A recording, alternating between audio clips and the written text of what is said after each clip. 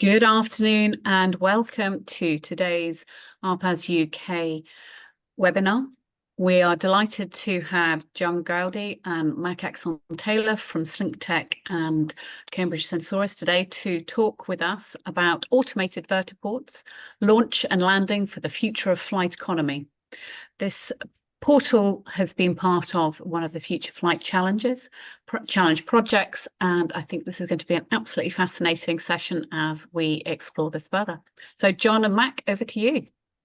Hi everyone, thanks for the introduction, Elena. Yes, I am John Goudie, I'm the CEO of SLiNK-TECH, and we founded SLiNK-TECH to create infrastructure solutions for the future of flight. And Mac, do you want to introduce yourself? Hi everyone, Mac Exon-Taylor. I'm the Director of Sales at Cambridge Sensoriis. We are a micro radar company for drone operation. Great, thank you, Mac. And you'll be hearing from Mac's technology around Sensoriis later in this webinar. So as mentioned, SLiNK-TECH was founded to provide automated launch and landing capability across the future flight industry. And we call the future flight anything from drones up to air taxis. Anything that has a need to land vertically, we are intending to land it with our technology. So we're leading a UKRI Future Flight Challenge project called Project Portal. There are 7 partners on that project. We're also a part of the UKRI's Future Flight Challenge with the SBRI grants focused around the NHS delivery networks. And also remember the Future of Air Mobility Accelerator in 2022-23. We are based in the Southwest. So we've been building our technology along with a number of partners. So we have a number of partners on the Future Flight project, a number of industry partners we've engaged with, and we've led 2 of these projects thus far. And we're proud to kind of present and share some of the technology we've been developing with the ARPAS community. We also have a strong research partnership with the University of Bristol, who have an excellent flight robotics test site here in the city. So it's been a great partnership for us. So there's a lot of uncertainty around these future flight networks. So uncertainty in things like use cases, where they're going to be, these landing zones, how automated they're going to be, how complicated they are to operate, and really, are they safe to operate amongst people? So SLiNK-TECH is intending to solve these problems through a number of methods. But there's a lot of things really holding us back from creating this infrastructure that's widespread for drones and air taxis. So significant network costs associated with building custom real estate and bespoke constructions. Some of these sites will be very expensive to operate and man, from expensive drone pilots required and maybe even scarce skilled labor. Some of these deployments will be extremely challenging, especially for permanent locations with long development times. In addition, there's significant regulatory hurdles associated with deploying these types of vertiports and infrastructure for drones and air taxis. So what's our solution? Our solution is called Portal, and Portal is a scalable, automated traffic control system that allows automated operations at any location. So essentially, we scan the air, we scan the ground, and we command vehicles where to land. There's lots of benefits of using a deployable solution. We have low adoption costs. We can rapidly deploy the system in numerous different locations. We're agnostic to the vehicle, so we can integrate with most UAVs. We're agnostic to the location, so you can put our Portal system nearly anywhere.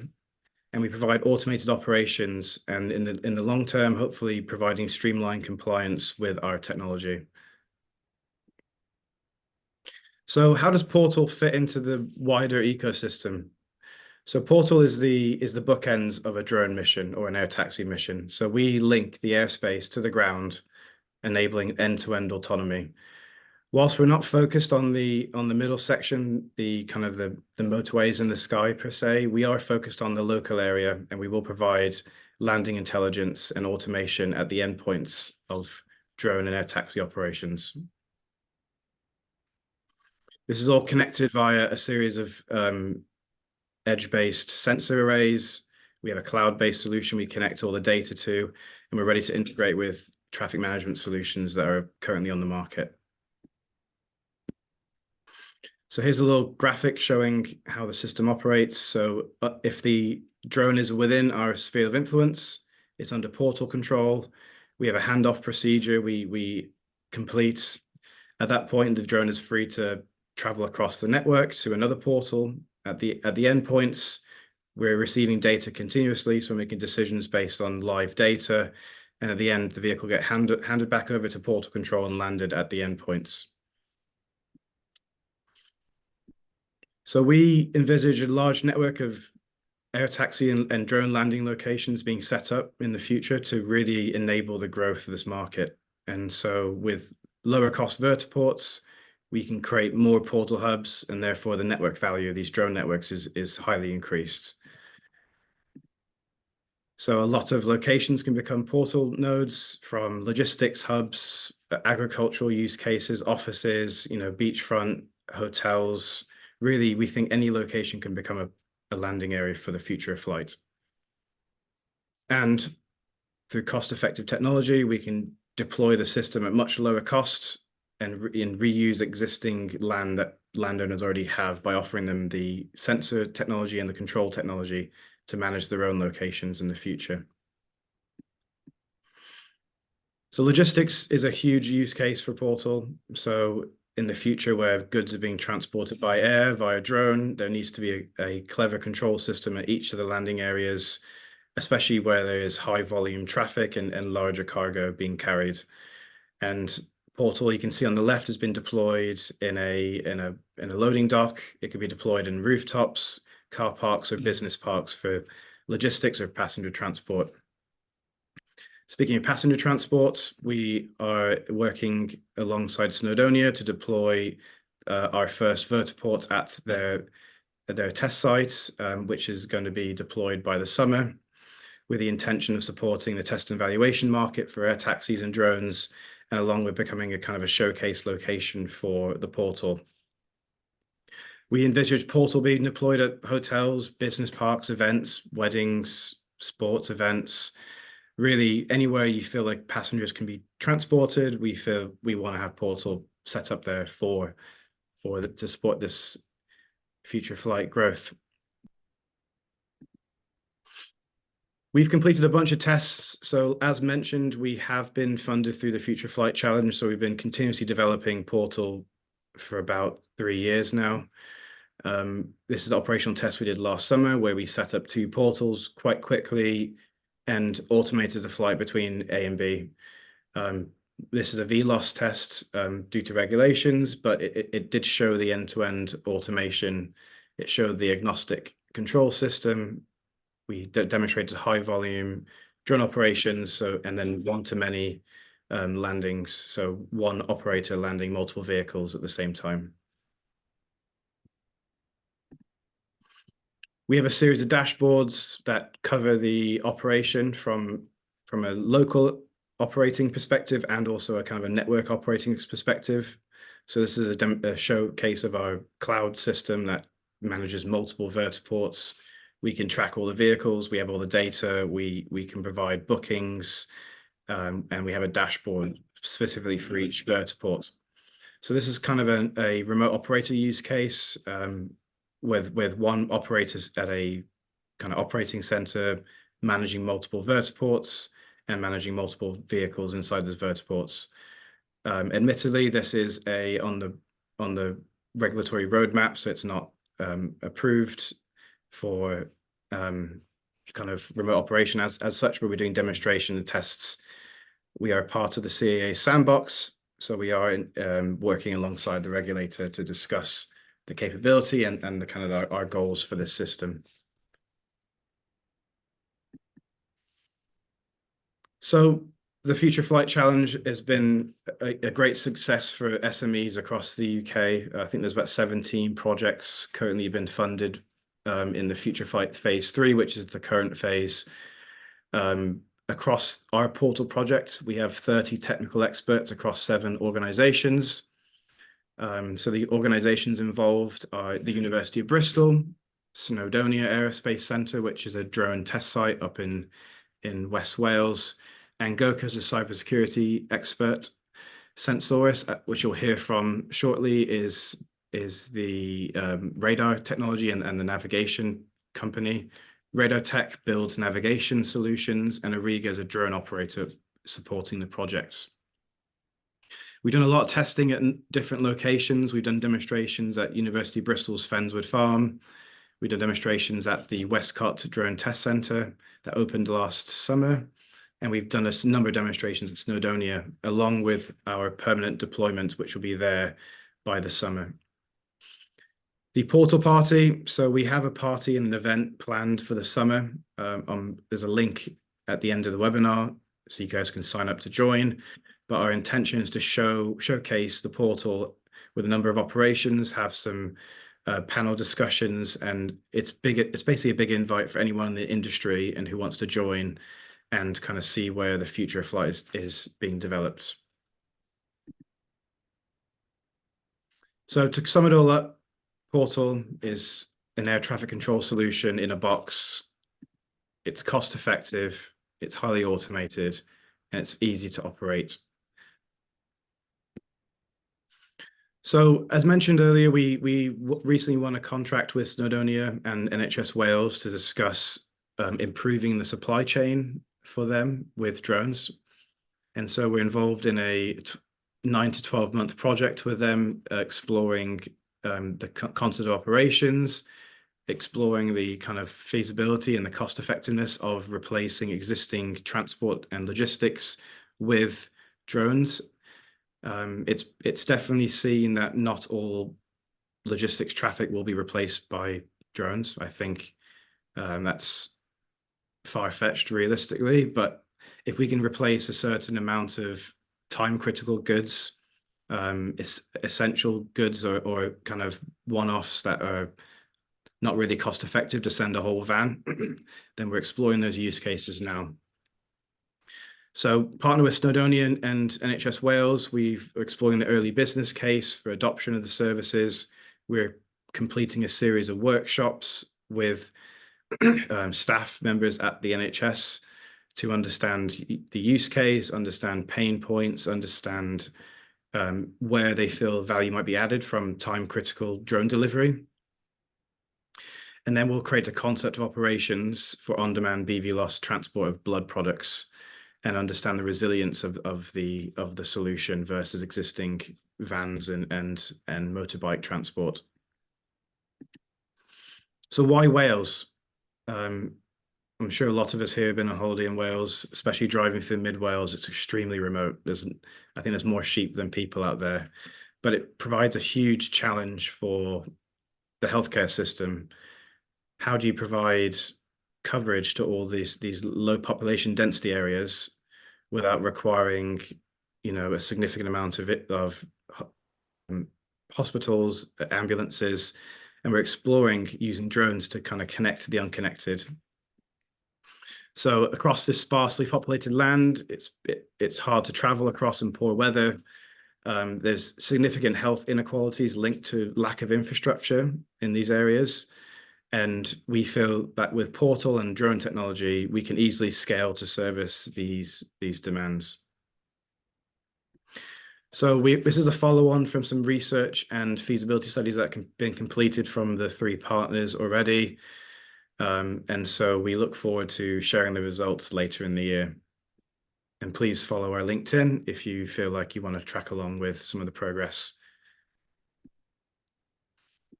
So it's not just the UK that's focusing on medical health opportunities with drones. So here's some information about some other kind of use cases that have popped up around the world. So from blood delivery in Rwanda, defibrillator delivery in Sweden. I think they recently successfully saved a life with a defibrillator being delivered by drone, which is a great win.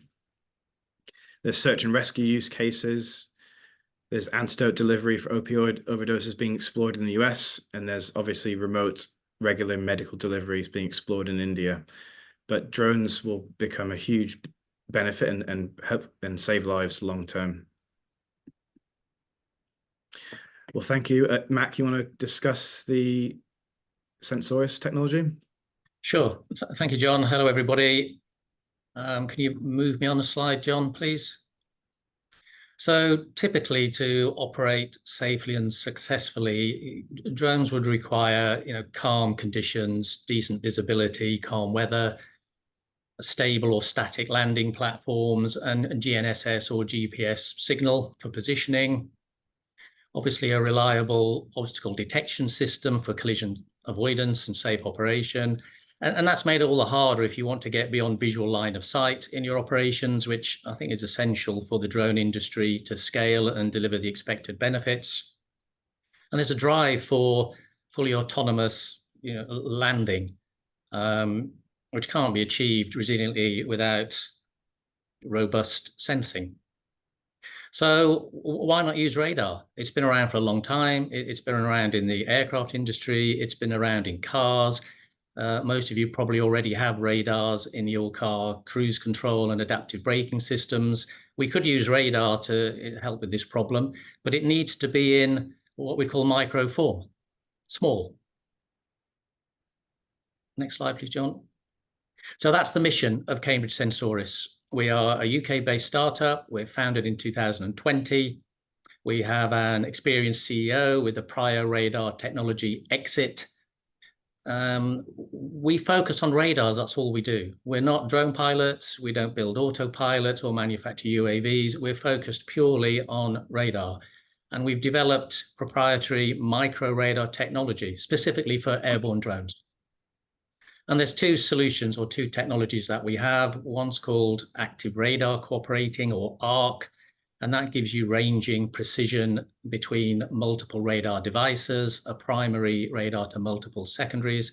And we have something called radar aware, which is for object detection, tracking, and collision avoidance. And the key thing about this tech is it's what's called low swap. Swap meaning size, weight, and power. It's very small and lightweight, which is essential for UAV deployment. So the technology is proven. We've just had a funding round and we're revenue generating. We've sold the tech to a number of companies and we'll be announcing some more shortly. We have benefited from some UK Innovate and DSTL grants. And as John mentioned, we are part of a couple of future flight projects, one to do with eVTOL air taxis in the Channel Islands. And obviously what we're talking about today, Portal, Vertiport airspace management. Next, please, John. So on the product front, the first one I mentioned was ARC. ARC is for safe UAV landing and something called loitering on a static or a moving ground base. And I differentiate between landing and loitering because, as you see from the picture on the right, you might not actually want the UAV to land. You might want it to track a vessel or a vehicle while you're doing some surveillance. So the ability to sort of digitally tether or loiter the UAV relative to the back of the vehicle is quite important. So we use ARC for landing and loitering. The benefits obviously being, radar operates in poor weather and visibility, even at night, and you don't need GNSS or GPS signal. In terms of what you get from ARC, into the data, you get range information, you get elevation, you get bearing or azimuth and an ID. Currently, the distance between the primary radar, which is on the UAV, and the secondaries, which are on the landing pad, that distance, we operate over 120 meters right now, and we are continually extending that. You get range information to the nearest centimeter, so it's pretty accurate. And the tech's relatively small and light. I put the dimensions there. The secondaries which go on the landing platform are less than 300 grams in their enclosure. And most people, when they take the primary radar, take it out of the enclosure and just put the board into their UAV with its own radome. And that's a 30-gram board onto your drone, which obviously is a fairly negligible weight. The other thing we've had to prove the technology works, I said we weren't drone pilots or autopilot experts, but we've had to get our hands dirty with MAVLink and ArduPilot just to prove that our tech can land a drone. So we've enabled MAVLink, and the radar information will now behave as a precision landing target. The data comes through MAVLink into ArduPilot and will autonomously land or loiter the drone. Next, please, John. So the other product we have is something called Radar Aware. That's for obstacle detection and tracking, ultimately for collision avoidance. We actually built it originally for what we thought would be air-to-air operation. You'd have the radar on a drone, it'd be looking out in the sky for other drones or obstacles. What we've since discovered is people are taking that technology and looking from sort of the drone onto the ground, and vice versa, putting the radar on the ground and looking up into the sky. So we get into typical detect and avoid applications, what we're calling or seeing as interceptor applications, where a particular drone might be looking out for another drone for targeting. We get into something called safe landing zone. You know, imagine a helicopter wanting to descend in a hostile or an emergency situation, and you want to know that the landing zone is clear. And we get into airspace management, which obviously is back to the portal scenario.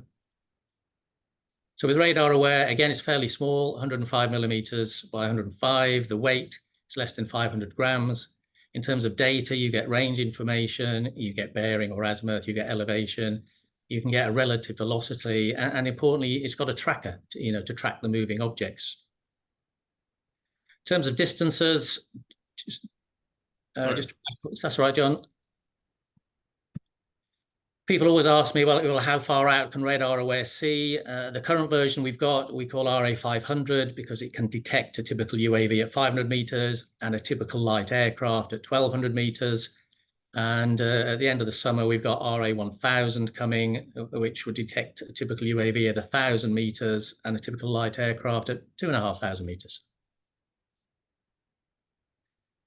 Applications, well, we get into military and civilian applications, anywhere really where there's drone operations, whether that's infrastructure surveillance, whether it's logistics, either military or food deliveries, inspection. We've just done a deal with a wind turbine generator inspection company over in the ORE world, and of course Vertiports, which is the main thrust of this presentation. So I think I'm going to stop there, John, to be honest, because we're a small part of the portal puzzle. We're very pleased to be part of that project and open it up for questions. That's great. That's a very good quick insight into what you have been doing together.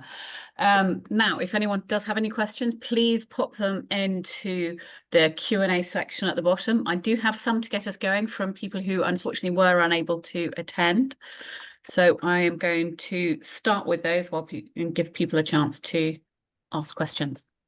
So the first one, John, is probably more for you. How does SLiNK-TECH's automation-first approach with Portal address the challenges related to infrastructure deployments? Yeah, that's a good question. I think... Sorry, John, do you want to just stop sharing the presentation and we can all be a bit more visible as people? And I'll make sure that everyone gets details after this as well, of contact details. Brilliant, thank you. Automation first. There's a lot of concern about how much these operations will cost, and end of the day, if they're not really cost effective against existing transport methods, so a man in a van, lorries, there's going to be not much economic pressure to adopt this technology. So with an automation first approach, we can reduce the barrier to adoption. So we can have lower skilled staff operate these sites. We could have team members of companies who have kind of a secondary job being the drone landing area operator. And so we don't want to exclude any kind of use case. So by creating certified automated landing systems, we can then lower the barrier to adoption.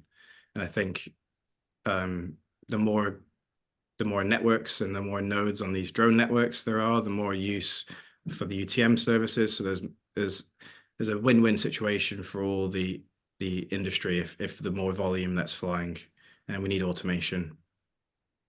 Sure. How big can a portal Vertiport be, and how many drones can it handle at any one time? So we've tested the portal system scalable. So we have tested up to 15 by 15 meters Vertiports.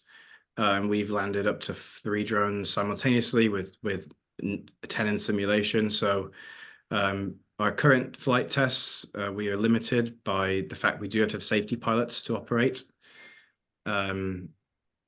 But we've done a number of vehicles. We have a system that allows communication with lots and lots of different drones in the local area. Sure. And this might be something more for both of you. How does Portal differentiate between a drone using Portal and other drones who are just sort of passing through or operating in the airspace anyway? Yes, we have this concept around collaborative and uncooperative traffic. So cooperative traffic is a drone that is connected to our system, has complied with all the requirements for landing, has the systems required, and we know about it, and it's following the conformance volume of the proposed flight path. When a non-conforming traffic is involved in the airspace, we detect it using a number of methods. So with our sensors, with the radar technology, if it's non-cooperative, it's highly unlikely we can control that vehicle. So the intention for us is for us to redirect traffic away from that non-conforming vehicle. And so that's the mitigation we have at the moment. Long term, the industry needs to solve a lot of solutions around how to prevent non-cooperative traffic, whether it's drone defense systems or technology associated with that. But in the meantime, we're detecting it, we're mitigating it via redirection of traffic. Mac, do you want to talk about some of the cooperative, non-cooperative work? Yeah, I think John summed up really well. There are different ways of different sensors out there, whether you're using camera-based sensors or not. And we're looking as part of the Portal airspace management. You're sensing out there, looking for drones coming in. Radar gives you just an extra piece of that sensing, puzzle. Our technology will look out there, it will detect drones coming in, and we can feed that information back to the management system at Portal. Right. Let me have a look. What do you think are the scaling challenges currently slowing down widespread adoption of drones and air taxis?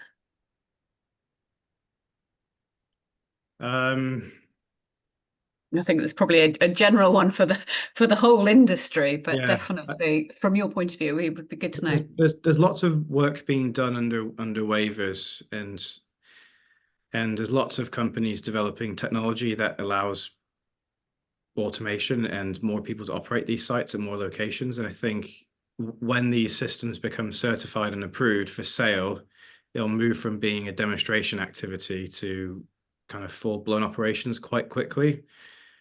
And so we are Portal on our project. We're developing and working along with the regulator to define that path to certification, with the intention of having Portal being able to be sold on the market, hopefully late 2025. In the meantime, we can operate the Portal technology, and as we will show at the Portal party this summer, we will have a number of demonstrations to be shown with to both regulators, to industry partners. Yeah, I'm quite optimistic about when these systems become available, these airspace management solutions, these Vertiport's technology solutions, and the drone will be able to create quite quickly with scalable infrastructure, more and more landing locations, which will rapidly improve the adoption. Right. Can I just add to that, Elaine? I think John's right. I mean, regulation is a key thing, to scale the industry, and particularly we've mentioned, beyond visual line of sight as well. But it comes down to, can these things operate safely? Because we've got to get the public confidence up as well. And I think initiatives like Portal, where people can see that multiple drones can come in and land in difficult weather, cooperative and non-cooperative drones, and it works, and you can prove it works, it builds that confidence level up, such that we can then push the certification and the regulation and start to scale it. Yeah, absolutely. I totally agree with all your points there as well, but in particular, sort of the public perception as well, I think is going to be key. So I've got a couple more, which are probably more aimed for you, Mac. What additional benefits do you get from deploying radar-based technologies? Well, I think we're just one of a suite, or a fusion, it seems to be the typical word now, of sensing solutions, whether it's camera or LiDAR. Radar is just another string to that bow. I think with radar, you do get the benefit that it doesn't need, perfect weather and visibility. So sometimes you do need to operate in slightly tricky weather conditions. And with a lot of these things, particularly if they're near large infrastructure, you can't rely on the GNSS or GPS signal. And of course, radar doesn't need that. So that sort of resilient or operational resilience, radar can help you in an operational scenario, and it helps you get certification as well. Exactly. I think, as you say, it's a combination of multiple forms of technology that sort of all build that resilience. How easy is it to integrate the radar into host UAVs? Right now, I wish I had my technical support with me. So there's let's call it the quick or easy way, if you like. You can simply bolt the radar in its enclosure onto the UAV. Mm-hmm. That can be done relatively easily. As I said, many people actually decide to take the board. The radar is basically a small PCB with the antenna and everything on it. They take the board out of the enclosure and physically put it into their drone because it takes less space. They put their own cover on it, a radome on it, and it then weighs just 30 grams. So that's a slightly harder way of integration because you've got to physically embed it. But it comes with an API. We provide an ICD document and an API document, and we find people do it pretty much without recourse to us. We have partners who've taken the tech and never rung us up until it's time to fly. Mm-hmm. Crucially, in particular, sort of with the BVLOS side of things, sort of becoming more and more important at the moment. Over what ranges or distances can the radar technology operate? Right. So from a landing perspective, you have to be within 120 meters today. We've got systems internally that are double that, and we have projects to extend that even further. But I think from a landing view, a few hundred meters is fine. Mm-hmm. Or detect and avoid, or looking out into the sky for non-cooperating operating drones. Again, we're a little bit waiting to see what the regulator suggests. At the moment, our tech will go out 500 meters to see a drone and 1,200 meters to see a light aircraft. That's going to double at the end of the summer. As I say, it's a regulatory issue. How fast do some of these planes or helicopters fly, and therefore how much notice do you have to give for them to then be able to change course? But at the minute, we're looking at nearly 3,000 meters. That's very encouraging indeed. You've mentioned the weight of the technology. Can you just remind me what those are? How lightweight is it overall? Sort of less than 30 grams if you take it out of its casing. What is it within the casing? So it's 300 grams in the casing. If you're putting, typically we would have 3. If you've got a moving vehicle or a vessel, vessels pitching and rolling and yawing, we recommend 3 secondaries on the deck of a vessel, because that's a slightly trickier thing. And those secondaries in their enclosure weigh 300 grams each. Okay. Mm-hmm. Yeah, the primary up on the drone can be a 30-gram board. Amazing. John, you mentioned a portal party. What is this? You mentioned that it's a sort of mid-July, sort of 9th to the 11th, was that? Yes. How, if people would like to be involved, how do they get involved? Well, yes. So the portal party is a summer showcase we'll be having at Snowdonia, where we'll be demonstrating our permanent installation. We'll be demonstrating operations between another temporary vertiport we'll be setting up. And you can find information about it on our LinkedIn page. If I can share my screen and share the QR codes from the PowerPoints. Yeah, so here's a few QR codes available, one for the 9th and 10th of July. We do have a private event for some of our partners on the 11th, so unfortunately I can't invite you to that. However, it's a showcase event for our technology. We're hoping to get industry partners to come, people who kind of infrastructure developers, drone operators, regulators, anyone who's interested in seeing the future of flights would love to have join. We'll be demonstrating multiple vehicles operating at these vertiports with a number of different kind of use case demonstrations. We couldn't think of a better name than Portal Party. It kind of stuck after a meeting once. So if anyone's got a better suggestion for names for our showcase event, feel free. But for now, it is the Portal Party. It does suggest you're buying the drinks, John. So again, It does suggest that you're buying the drinks, mate. perhaps we'll have maybe a few Coronas or something. We'll see. Yeah. As I say, it's a very catchy name for it at any rate. Now, do we have, I haven't got any questions up in the Q&A section. So at the moment, I'm assuming everyone is really au fait with what's happened and is happy with how this has gone so far. Now, in terms of sending information out afterwards, I will do so later on. I'm very happy to do so, and ensure that you also have details for Mac and John as well. Thank you both very much indeed for your time and all the energies and efforts that have gone into preparing the presentation as well. As you say, there are multiple solutions to some of these questions, but it is fantastic to find out what yours is. And also, I think we shall look forward to the portal party. That's brilliant. Right. Does anyone have any questions?